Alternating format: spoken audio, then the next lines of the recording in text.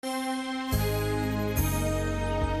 Washington, this is VOA News.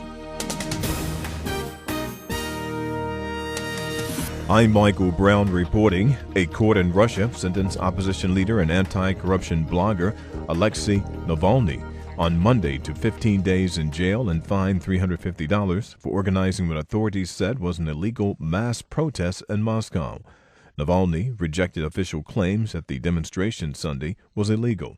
Navalny responded to the charges saying, "These people demand political representation, and I strive to be the political representative for these people, and that is why I have the right to run for office." A Kremlin spokesman on Monday called the protesters provocateurs looking to incite violence and accused organizers of exploiting children, claiming many were paid to attend but citing no evidence. A spokesman for the chairman of the U.S. House Intelligence Committee, David Nunes, said Monday that he met a source on White House grounds before making his disclosure last week that President Trump was caught up in incidental surveillance. Previously, Nunes would not say where he met his source and has still not revealed the identity. Sean Spicer is White House spokesperson. I'm not going to get into who he met with or why he met with them. I think that's something that he has been very, very clear, and I'll let him answer. This is he is the one who has discussed what he is reviewing, and so I will leave it up to him and not try to get in the middle of that. When asked if the meeting creates a perception problem between Nunes and the White House, Spicer said Nunes was doing his job to investigate allegations of surveillance and was being upfront with journalists about his activities. For details on more news, join us at voanews.com. From here in Washington, this is VOA News. The U.S. military says the death of civilians in Iraq's northern city of Mosul is a terrible tragedy and that it is investigating allegations that airstrikes from a U.S.-led coalition killed as many as 100 civilians there earlier this month. The Pentagon said an initial review showed coalition warplanes conducted strikes on March 17th at the location corresponding to allegations of civilian casualties in western Mosul.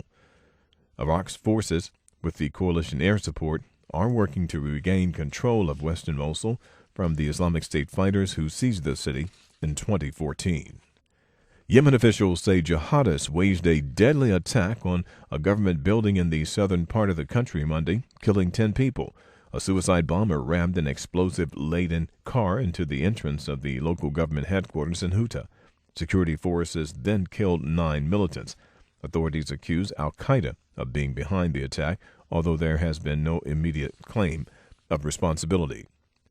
Israel's Prime Minister, Benjamin Netanyahu, reiterated the importance of Israeli and American cooperation in the battle against the militant Islam, in his words, in the Middle East, saying the two countries must stand together to ensure light triumphs over darkness and hope triumphs over despair.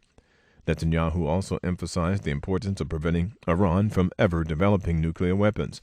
Speaking Monday morning via satellite at the annual policy conference of the American-Israel Public Affairs Committee, Netanyahu called on the United States to vanquish the Islamic State group from the areas it now controls and build alliances with moderate Muslims in the region to make sure the Islamic State doesn't return. In this battle between modernity and medievalism, more and more countries in the region and outside the region, around the world, realize that Israel is on their side.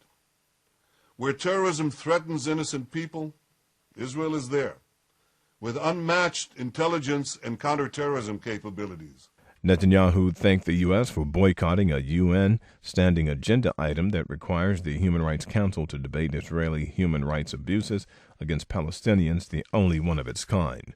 And South Korean prosecutors have decided to ask for an arrest warrant for ousted President Park Geun-hye in the corruption scandal that has forced her from office. The Yonhap news agency reported that prosecutors requested the warrant on Monday. Park has denied any wrongdoing in the case. For details on more news, join us at